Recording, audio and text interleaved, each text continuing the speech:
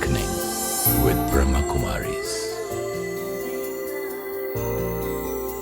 ओम शांति। Awakening with Brahma Kumaris में आज फिर हम आपके साथ और एक बार फिर जीवन को नए नज़रिए से देखने की कला सीख रहे हैं, जिसे हम लाइफ स्किल्स कह रहे हैं। इस पूरी श्रृंखला में बहुत कुछ नया सीखा अपने बारे में और देखा कि किस तरह से माइंड पावर, थॉट पावर जो है वो ना सिर्फ मेरे रिश्तों को, मेरे पूरे जीवन को, बल्कि मेरे बॉडी की जो एलिमेंट्स हैं उन्हें भी ठीक करने में हमारी बहुत मदद करता है। आज बात को आगे बढ़ाते हैं, जानने की कोशिश करते हैं कि वो इश्यूज़ जो रिजॉल्व नहीं किए हैं हमने, जो हमारे बैकलॉग में चल रहे हैं, बार बार बात करते हैं, वो कहीं ना कहीं कोई प्रॉब्लम क्रिएट करते हैं, उनको सॉल्व कैसे करें। हर बार की तरह हमारे साथ हैं जाने माने साइकोथेरेपिस्ट डॉक्टर गिरीश पटेल, हमारे साथ हैं ब्रह्मा कुमारी सिस्टर शिवानी। ओम शांति। ओम शांति। डॉक्टर पटेल, बहुत सारी बातें तो आपने हमें हमारी बॉडी के बारे में अवेयर करके बताई, ये भी बताया कि एक एक थॉट, एक एक फीलिंग कैसे विजुलाइज करके हम उसको हील कर सकते हैं। बात करते हैं उन मुद्दों की जो अभी तक रिजॉल्व नहीं हुए। जीवन में बहुत सारी ऐसी बातें हैं, हमने पहले भी इसी श्रृंखला में बात की थी कि वो नहीं छूटती हैं। वो जो एक दर्द है, एक गुस्सा है, एक हर्ट है, मतलब वो थॉट आते ही, वो घटना सामने आते ही वो सब कुछ सामने आता है और बहुत मुश्किल होता है। पास्ट से निकल पाना, it becomes very difficult. Why is it important to come out? सबसे पहले तो ये सोचना चाहिए कि उसकी इफ़ेक्ट कितनी पावरफुल हो रही है बॉडी पर। आज कई बार कोई इस प्रकार के इमोशंस हो, इमीडिएट हार्ट अटैक आ सकता है। नहीं, हेंसेल कि जिन्होंने स्ट्रेस पर बहुत काम किया है, उनका कहना है कि बहुत सारे कैंसर पेशेंट हैं, उनका कारण है कि वह किसी को माफ़ नहीं कर पाते और वह जो फीलिंग है उसके कारण उनको इस प्रकार की बीमारी भी हुई। तो जब जब भी वह फाइल खुलती है तो सारी नेगेटिव इफेक्ट, न केवल मन पर, आपने जो कहा मन पर तो इफेक्ट हो ही रही है, लेकिन बॉडी पर भी उसकी नेगेटिव इफेक्ट हो रही है। यह भी एक पावरफुल रीज़न है कि इन इश्यूज़ को हमें रिजॉल्व करना चाहिए। जितना उससे ऊपर उठेंगे तब ही आप पूरे स्वास्थ्य को एंजॉय कर सकेंगे। तो क्या करें? मतलब हर बार यही आ जाता है सवाल कि क्या करें, ये रिज़ॉल्व करें और कैसे करें, उस पर आते हैं। पहले ये बताएं कि क्या इफ़ेक्ट पड़ रहा है। I think somewhere we need to know कि अगर किसी ने मेरे साथ कुछ बुरा किया था, मुझे धोखा दिया था, चीट किया था, बिजनेस में किया था, रिश्ते में किया था, वो मुझे याद आता है और मुझे सारा गुस्सा फिर आता है। लेकिन आता है, उसके थोड़ी देर तक रहता है, उसके बाद चला जाता है क्योंकि बाकी चीज़ों में इन्वॉल्व हो जाती हूँ। तो मेरी बॉडी पर उसका असर क्या पड़ रहा है? तब यही जो टॉक्सिक इमोशंस का हमने समझा था वो सारी इफ़ेक्ट होती है, क्योंकि फिर से सिंपैथेटिक अराउजल होगा, बॉडी पर उसकी इफ़ेक्ट होगी, एंडोक्राइन पूरा डिस्टर्ब हो जाएगा system, that will affect you. आपकी जो साइको न्यूरो इम्यूनोलॉजी भी सप्रेस्ड होगी तो इम्यून सिस्टम पर इफ़ेक्ट होगा। वो ब्रेन के 900 chemicals will get disturb, that also will have a effect. जैसे Shivani, will it inspire me more कि जब मुझे पता चले कि ये सब कुछ हो रहा है कि मैं रिजॉल्व करूँ? या आई वाज जस्ट थिंकिंग, आजकल बहुत अवेयरनेस है बॉडी को डिटॉक्सिफाई करने की, कि बहुत सारे कुछ एक महीने या कुछ एक साल से हम ऐसा खाना खा रहे हैं, ऐसे लाइफस्टाइल लीड कर रहे हैं जिससे शरीर में टॉक्सिन्स जम चुके हैं। तो हम एक अलग डाइट को लेते हैं, कुछ दिन अलग निकालते हैं, अपनी बॉडी को डिटॉक्सिफाई करते हैं ना। What about detoxification here? इतनी टॉक्सिक थॉट्स क्रिएट की हुई हैं इतने सालों से, कई बार तो जैसे बचपन से हमने पकड़ी हुई हैं वो बातें, उसको डिटॉक्सिफाई करेंगे अगर, तो what miracles it could create. क्योंकि जब भी कोई अपनी बॉडी को डिटॉक्सिफाई करता है, इमीडिएटली फील करता है कि मैं रिजुविनेट हो गया, it's like a new body all together हो जाता है, बिल्कुल लाइट। क्योंकि it's like poison, it's like ये सारा जो गंद था वो मेरे शरीर से निकल गया। अब इसी तरह जो सारा गंद मैंने यहाँ पकड़ कर रखा हुआ है, एक्यूमुलेट किया हुआ है, इसको अगर मैं क्लीन कर दूँ तो हम कितना हल्का महसूस करेंगे यहाँ। आई विल फील लाइट, और जितना पकड़ कर रखा है आई फील वेरी हैवी। तो let's start detoxifying the mind, detoxifying the soul. And this is no more necessary, क्योंकि वो जो टॉक्सिन्स है वो तो मृत्यु के बाद चले जाएंगे, कि यहाँ जो टॉक्सिन्स आपने भर के रखे वो दूसरे जन्म में भी आप कैरी ऑन करने वाले। फिर हम वो कहेंगे कि पास्ट लाइफ के कारण हो रहा है ये सब कुछ, because this is what we are carrying. हाँ, और this can be a powerful motivation. अभी भी कुछ समय पहले मेरे पास एक पेशेंट था, वो करीब 25 साल का लड़का होगा, और फादर के प्रति उसको बड़ी हेट्रेट थी। क्योंकि फादर ने बचपन में उसको बाहर नहीं जाने देते थे, घर में ही रखते थे। लोअर मिडिल क्लास एरिया था कि भाई गलत संगत में आ जाएगा, और उसके कारण उसमें डर निर्माण हो गया। वो अभी अच्छे से कम्युनिकेट नहीं कर पाता है, लोगों को मिल नहीं पाता है, तो बड़ा हेट्रेड था फादर के प्रति। 1-2 सेशन के बाद मैंने उसको कहा कि तुमने किया, उससे ऊपर कहते नहीं हो सकता है। फिर एक दिन बोलता है डॉक्टर साहब करना पड़ेगा अभी तो, क्योंकि मैं सफ़र कर रहा हूँ। फिर और एक सेशन में मैंने कहा देखो अभी आपने नहीं किया ना, तो अगले जन्म में भी तुम इसको ले जाओगे। फिर नेक्स्ट सेशन हाँ नाउ आई एम फ्री। मुझे इससे मोटिवेशन मिल गया कि अगर अभी मैं फ्री नहीं हुआ तो अगले जन्म में भी इस हेट्रेड को, इस रिवेंज को मैं ले जाऊंगा। तो मैंने उसको पूरा छोड़ दिया। एक्चुअली वो रिवेंज और हेट्रेड, उससे निकलने के लिए हम लोगों को छोड़ते हैं, व्यक्तियों को छोड़ देते हैं, ज़िंदगी मतलब किधर घूमते हैं। हम लोगों को छोड़ सकते हैं। सपोज़ मेरा आपके साथ चीट आपने मुझे किया, मैंने आपको छोड़ दिया, चलो लेट मी से कि there is no other solution, मुझे आपसे अलग होना है। मैंने आपको छोड़ दिया, आपसे बात करनी बंद कर दी, लेकिन क्या नफ़रत को छोड़ दिया? उस नफ़रत को तो फिर भी पकड़ के रखा ना, तो आपसे विड्रॉ हो गई। It was not about withdrawing from people, it was about withdrawing from the emotion. But we withdraw from people, hold on to the emotion, so the damage is multifold कि मैं बार बार वही चिंतन कर रही हूँ। एंड फिर मोस्ट इम्पोर्टेंट, जैसे हम शरीर को डिटॉक्सिफाई करते हैं तो शरीर का बेनिफिट है, लेकिन माइंड अगर टॉक्सिक है तो वो माइंड तो हर काम कर रहा है ना, हर रिश्ते में जा रहा है, हर प्रोफेशन में, मेरे हर फील्ड में वो टॉक्सिक माइंड वर्क कर रहा है। इसका मतलब मेरे जीवन का हर क्षेत्र ही अफेक्ट हो जाएगा। Because the mind is doing everything. Actually हर चीज में रिजेंटमेंट, जो ट्रस्ट ना करना। So it's not about one aspect. The mind, देखो suppose my body is toxic, चलो मेरा शरीर ठीक नहीं चलेगा ना, मेरी तबीयत ठीक नहीं रहेगी, मेरे रिश्ते तो ठीक हो जाएंगे क्योंकि मैं body doesn't do anything into the relationships. मैं अपने करियर में तो फिर भी थोड़ा ठीक चल लूँगा, but my mind is at every aspect of my life. हर स्फीयर पे मन है, इस पे टॉक्सिन्स अगर है means there is going to be damage everywhere. फिर मैं हर एक से नाराज़ होता रहूँगा, घर में लोगों से, प्रोफेशन में अपने कोलीग से, हर एक से नाराज़ होता रहूँगा विदाउट रियलाइजिंग कि जहर तो यहाँ भरा हुआ है। वो मतलब वो एक जहर की जो एक वो नहीं कैरी करते थे पुराने ज़माने में कि अंगूठी में डाल के रखते थे। सी आई थिंक हर बार एक ड्रॉप उसका वो डाल देते हैं। तो सब डिटॉक्सिफिकेशन की बात की सच शिवानी ने कि बॉडी का डिटॉक्सिफिकेशन, उसकी तो टेक्निक्स हम समझ गए, ऐसी डाइट। अब इसको करें कैसे? नहीं होते रिजॉल्व, कितनी कोशिश करते हैं, it just you know it's like I not say it comes, but I continue to create even if I don't want to. Yeah. It just comes. It's because we don't want to forgive. Forgiving is not difficult. Forgiving is We very don't easy. want to forgive. We don't want to forgive. अब मैं क्यों नहीं forgive करना चाहती? क्योंकि गलती उनकी इतनी बड़ी थी, दर्द मुझे इतना हुआ था, तो क्यों मैं forgive करूँ? अगर मैं forgive करती हूँ तो फिर वो और वो ही करेंगे, कितना ज़्यादा हम इस बारे में justify हो जाएंगे फिर। अगर मैं ही बार बार माफ़ करती रहूँ तो वो तो फिर से, चलो कुछ होती हैं जीवन की बड़ी बातें जिसमें which can be life changing, लेकिन छोटी छोटी बातों में ले लेते हैं। सारा दिन बातें हो रही हैं जो हम कहते हैं मैं अगर हर बार इसको बात को हल्का कर दूँ, माफ़ कर दूँ, तो ये तो हर बार करते जाएंगे, तो औरों को सुधारने के लिए अपना नुकसान। एंड फिर वो इतना संस्कार पक्का होता जाता है, it becomes my nature to hold things against people, not being able to forgive because I say उनकी गलती इतनी बड़ी थी। बहुत सारे भाई बहनें हमें मिलते हैं हु आर कैरिंग बर्डन्ड पास्ट, हुआ है जीवन में, इट कुड बी एनीथिंग। कुछ समय पहले एक बहन से मिलना हुआ जो ये टेलीविज़न का प्रोग्राम काफ़ी समय से देख रहे हैं, और उन्होंने आकर अपने जीवन का एक एक्सपीरियंस शेयर किया कि जब वो 11 वर्ष की थी तो उनके पेरेंट्स ने उनको एक दिन अपने किसी दोस्त के घर भेजा जो अकेला था। वो अबाउट 50-year-old पर्सन था जिसकी फैमिली किसी और सिटी में गई थी। तो पेरेंट्स ने कहा वो अंकल अकेले हैं, आप आज उनके घर चले जाओ। And that person, and this girl was 11 years old, that 50-year-old man physically abused this 11-year-old girl. Today that lady is 40 plus.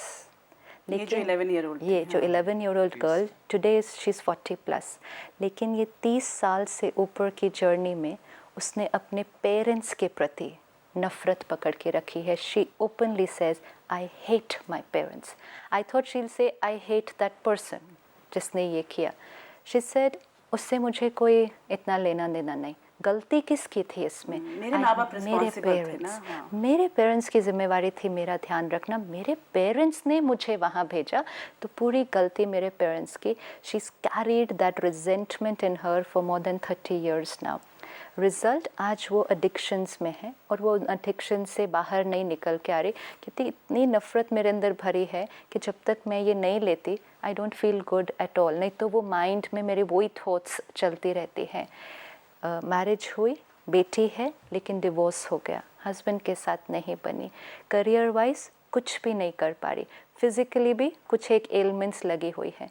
Parents के साथ रिश्ता बिल्कुल अच्छा नहीं बना, ओनली बिकॉज 30 years से ऊपर वो नफ़रत पकड़ के रखी है।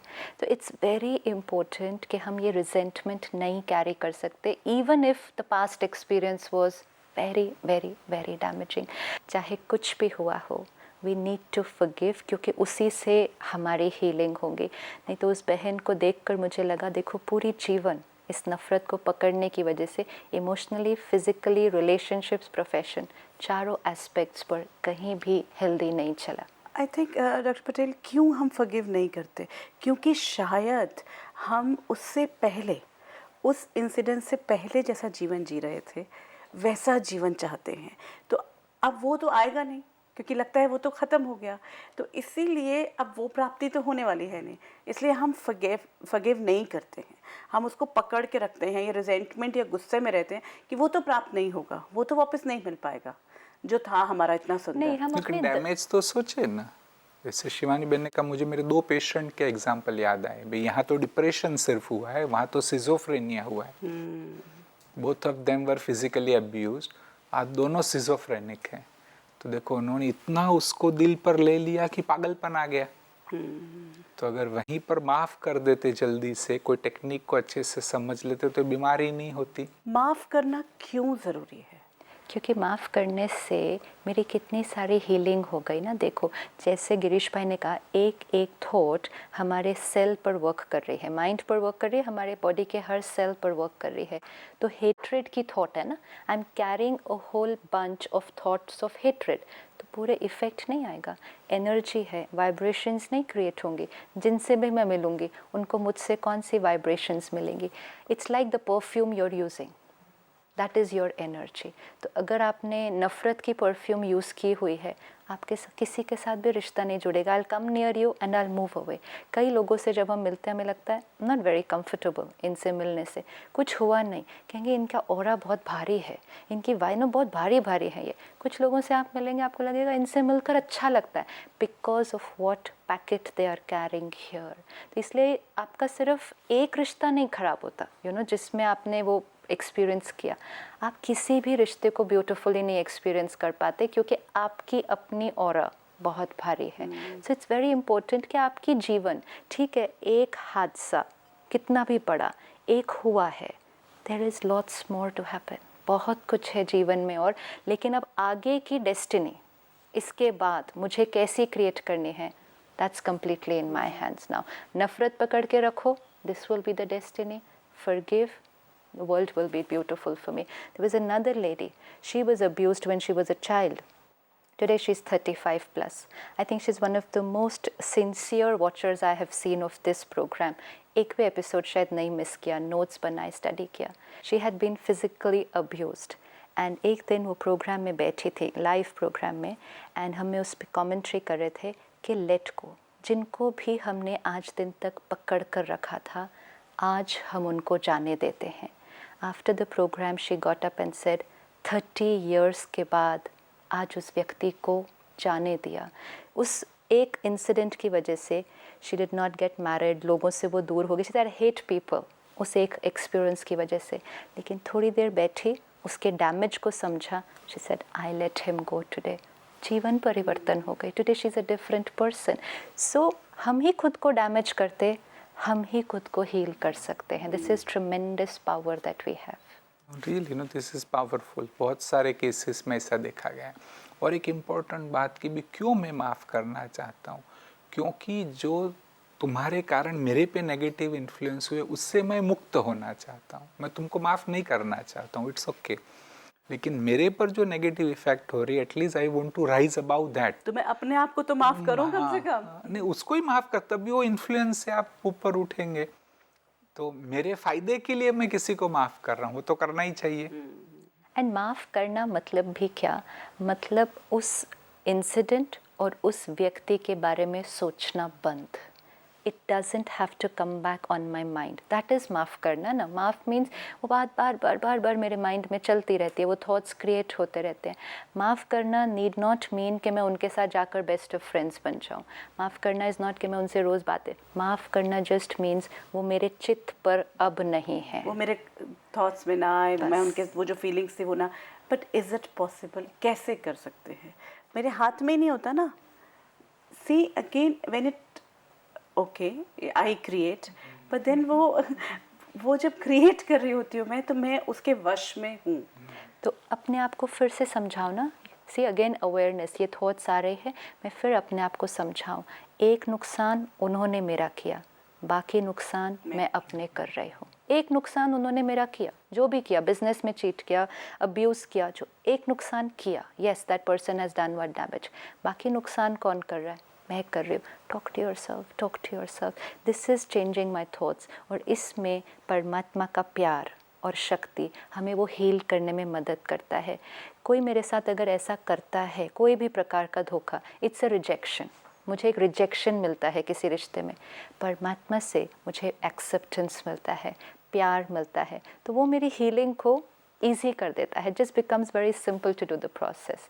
But only if I keep telling my self damage उन्होंने नहीं किया, ये रिपीटेड करने से डैमेज मैं कर रही हूँ। This I have to explain to my self. आपको बिजनेस में किसी ने चीट किया, क्या नुकसान किया? पैसे ले गए ना, आपके सारे पैसे ले गए लेट्स से, लेकिन आपकी मन का, शरीर का और आपके रिश्तों का अब नुकसान कौन कर रहा है? मैं कर रही हूँ। किसी ने आपको फिजिकली अब्यूज़ किया, फिजिकली किया ना, लेकिन अब माइंड का, रिलेशनशिप्स का, प्रोफेशन का नुकसान मैं कर रही हूँ। This is how I will have to keep talking to my self and come out of it. और कुछ पावरफुल एग्जाम्पल्स भी याद करो। ग्राहम स्टेन का उदाहरण बहुत सारे लोगों ने सुना है कि जो उड़ीसा में एक फादर थे, उनको और उनके बच्चों को जिंदा जला दिया गया था। तो 1 साल के बाद पत्रकारों ने उनकी पत्नी को यह प्रश्न पूछा कि आपके पति और बच्चों के हत्यारों के बारे में आपके दिल में कैसी भावनाएं? तो उस महिला ने बहुत ही पावरफुल उत्तर दिया। उन्होंने कहा कि जिस दिन ये हत्या हुई थी उसी दिन मैंने उन्हें माफ कर दिया था। तो बताने में भी जबरदस्त शक्ति चाहिए। तो उनका जो रख के भी क्या फायदा? इट्स नॉट अबाउट क्या फायदा, शी चेंज्ड हर डेस्टिनी। वो पूरा परिवार अपना देश छोड़ के इन लोगों की सेवा के लिए आए थे। इन लोगों ने उनके साथ ऐसा किया। Now this lady, she's lost all her 3 family members. She could have lived the rest of her life in pain. She's working today with the same people. She's serving them, she's helping them. She's changed her destiny. आप वो situation को तो नहीं change कर सकते हो. You can't get those people back, but you can change how you are going to carry it forward. That's the power. Creating my present and my future, not only holding back my past. This is the power we have. In fact, remember such example. और इसमें बहुत बड़ा healing power है। कहते हैं I forgive you. ये 3 शब्दों में बहुत जबरदस्त शक्ति है। बस यहाँ मेरे को एक और भी एस्पेक्ट लेना है, रिजेक्शन का, जो आपने कहा कि ये तो सिचुएशंस वो थी कि लोग चले भी गए और लोगों से मैंने अपना नाता भी नहीं रखा बिकॉज आई वॉज रिजेक्टेड, या मुझे धोखा हुआ।